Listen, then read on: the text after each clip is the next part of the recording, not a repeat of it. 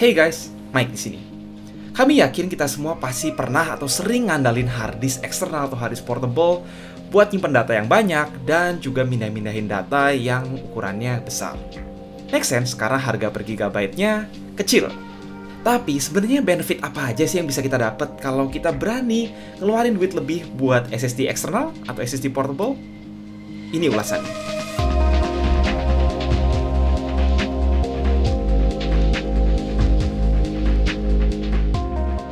Oke, perbedaan pertama yang jelas sangat kasat mata ialah dimensi.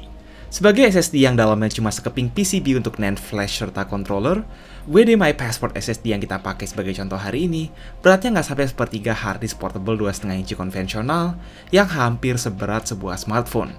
Dan secara ukuran udah segini-segini aja sejak kapan tahu. Ukuran dan berat ini membuat SSD macam My Passport SSD gampang dikantongin dan nggak jadi beban sama sekali untuk masuk ke tas manapun, tetapi masih lebih besar dibanding flash disk jadi gak gampang hilang. Portabilitas adalah aspek yang semakin penting zaman now. Buktinya banyak kan yang siap bayar lebih demi Ultrabook ketimbang notebook biasa. Selain lebih portable, SSD pasti juga bikin kita semua lebih tenang dalam membawa data ke sana kemari.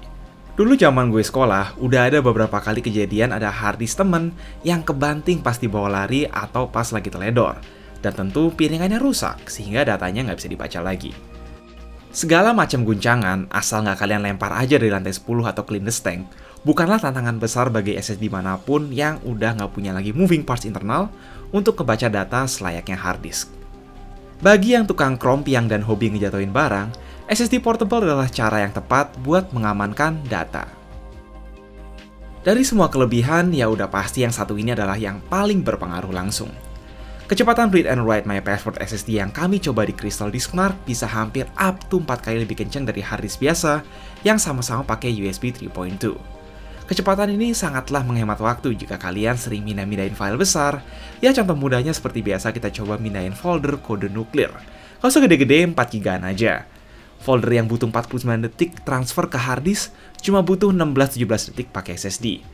Dan ini baru SSD yang biasa-biasa aja, sebab masih ada beberapa SSD NVMe lain yang lebih kencang. Kalian hemat waktu 3 kali lebih cepat, dan karena waktu adalah uang, penggunaan tepat bisa mempercepat produktivitas. Kecepatan dan responsivitas tinggi ini juga cocok buat yang mau pakai drive portable berisi Steam Library saat storage internal laptop nggak cukup lagi untuk menampung game-game yang kalian mau install. Nah, berkat requirement daya yang lebih rendah dari hard disk biasa, ditambah kabel multifungsi bawaan yang bisa nyolok ke perangkat USB-A maupun USB-C, SSD portable WD kompatibel dengan jumlah device yang sangat banyak, termasuk smartphone yang udah support USB OTG. Lagian, barang seukuran My Passport SSD gini masih enak buat mindahin data di jalan sekalipun, karena megangnya nggak serepot megang hard disk. Terakhir, ya ini sekedar bonus aja untuk sistem storage apapun dari WD, yakni sistem enkripsi hardware built-in buat ngamanin data kalian dari tangan-tangan yang nggak bertanggung jawab dan bisa diakses via aplikasi bawaan WD Security. Selain aman dari segala guncangan, data kalian pun pasti aman juga. Ya, jadi buat kalian yang masih galau, itulah beberapa pertimbangan yang bisa kalian pertimbangkan. Mau perlu SSD portable atau enggak. Ya, kita lihat harga per gigabyte-nya pun udah mulai masuk akal dan menurut kami nggak ada salahnya gitu.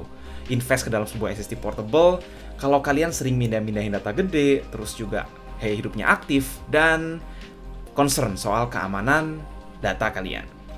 After all, thanks buat Western Digital yang udah mensponsori video ini. Jangan lupa like, share, dan komen kalau berkenan. And as always, have a nice day.